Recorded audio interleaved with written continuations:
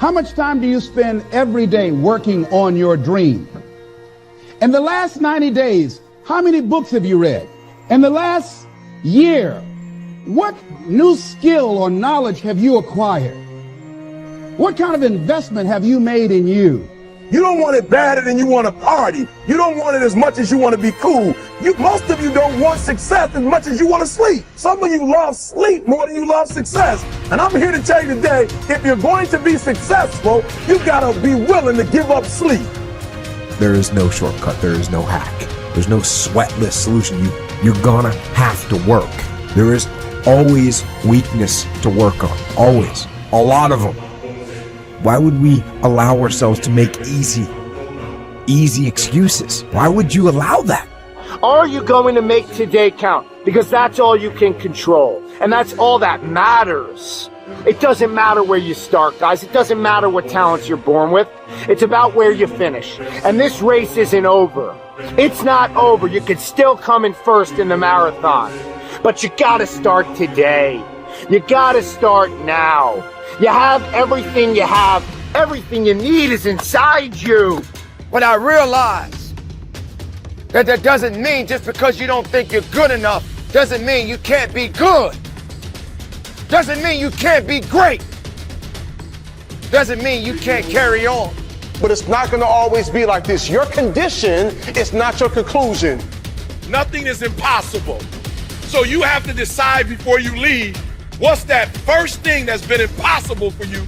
I want you to attack it and overcome it. Because if you run from the adversity that you're going through today, you'll forever be at that level in which you're going through for the rest of your life. One day you'll look back on your life and appreciate the struggle and have nothing but gratitude for everything that happened along the way. And you come to recognize that in return, you're given the chance to earn the greatest edge of all, and one that can never be taken away. You have enough right now to change your life. You have enough right now to flip this world upside down. You have enough. You got enough power. You got enough anointing. You got enough grace. You got enough patience. You got enough gifting to make your money, get out of debt, get yourself together, and change everything about your world. Realize that you have the ability to make an impact. You have an opportunity to change that story in your head. Put yourself out there, because when you do, amazing things happen. The essence of life is growth. The essence of life is growth, to do the best you can. And here's what's interesting. Humans are the only life form that will do less than they possibly can. Humans are the only life form that will settle for less. Every other life form except human beings strive to its maximum capacity. How tall will a tree grow? Approximately as tall as it possibly can.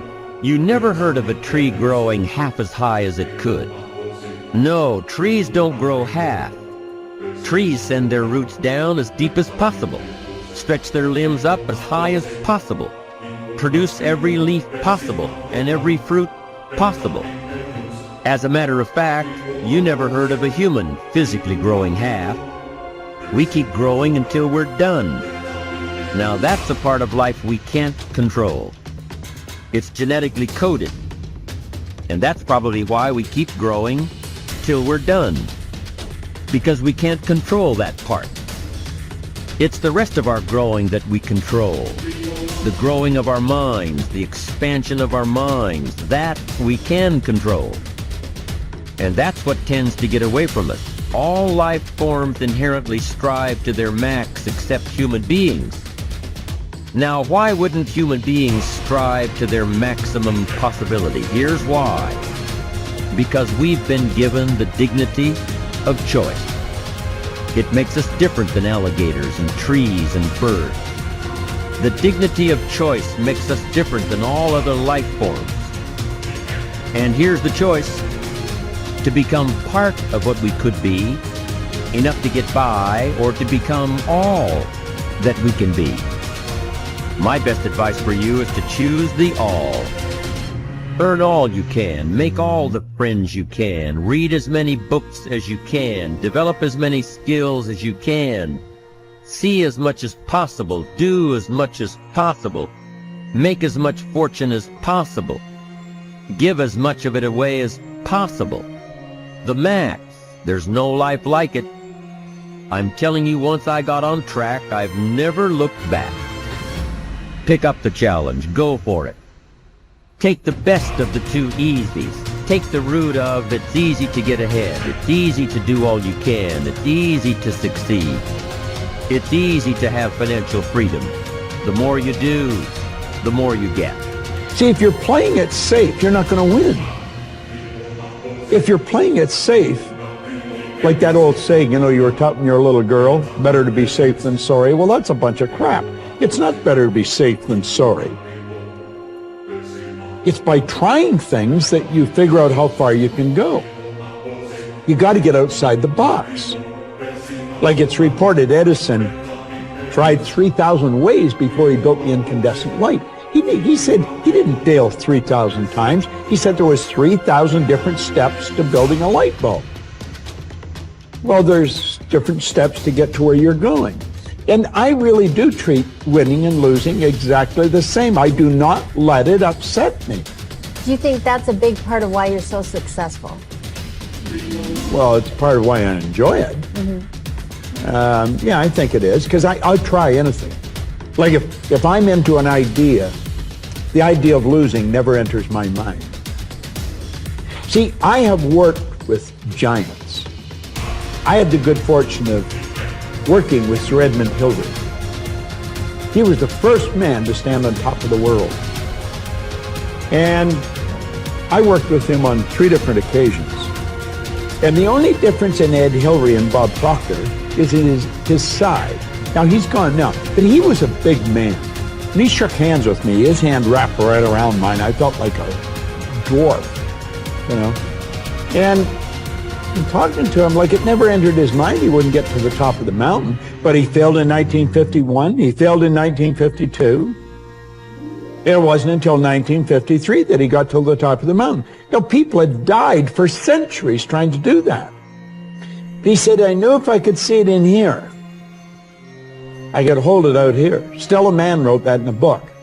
You can see it in your head, you can hold it in your hand. And that's right. And if you're not prepared to lose, you're never going to win, because you're always playing it safe. And there's no reward in that. Dare to go forward. Winston Churchill once said, courage is rightly considered the foremost of the virtues, because upon it all others depend. Courage is the chief distinguishing characteristic of the true leader. It is almost always visible in the leader's words and actions. It is absolutely indispensable to success, happiness, and the ability to motivate other people to be the best they can be. Follow through on your vision. In a way, it is easy to develop a big vision for yourself and for the person you want to be. It is easy to commit yourself to living with complete integrity. But it requires incredible courage to follow through on your vision and on your commitments. You see, as soon as you set a high goal or standard for yourself, you will run into all kinds of difficulties and setbacks. Refuse to compromise. You will be surrounded by temptations to compromise your values and your vision. You will feel an almost irresistible urge to get along by going along. Your desire to earn the respect and cooperation of others can easily lead to the abandonment of your principles. And here is where courage comes in. Stick to your principles. Courage combined with integrity is the foundation of character. The first form of courage is your ability to stick to your principles, to stand for what you believe in and to refuse to budge unless you feel right about the alternative. Courage is also the ability to step out in faith, to launch out into the unknown, and then to face the inevitable doubt and uncertainty that accompany every new venture. Avoid the comfort zone. Most people are seduced by the lure of the comfort zone. This can be likened to going out of a warm house on a cold, windy morning. The average person, when he feels the storm swirling outside his comfort zone, rushes back inside where it's nice and warm. But not the true leader. The true leader has the courage to step away from the familiar and comfortable and to face the unknown with no guarantees of success. It is this ability to boldly go where no man has gone before that distinguishes you as a leader from the average person. This is the example that you must set if you are to rise above the average.